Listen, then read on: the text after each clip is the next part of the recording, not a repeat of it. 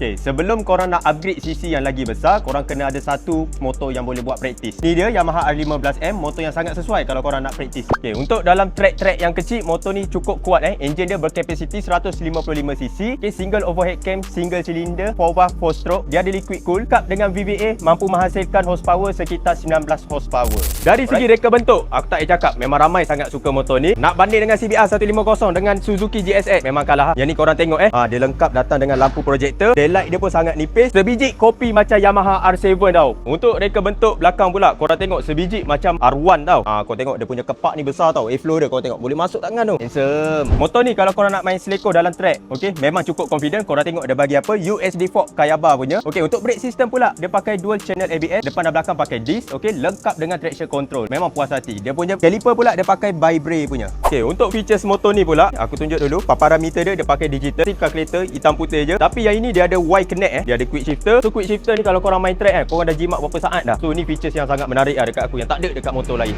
Motor ni mesra jantina, tak kisah laki ke perempuan boleh pakai. Okey, berat dia hanya 142 kg sahaja. Okey, tangki minyak dia 11 liter saja. Bagi aku cukup ringan lah untuk kategori 150cc ni. And what a good starter bike.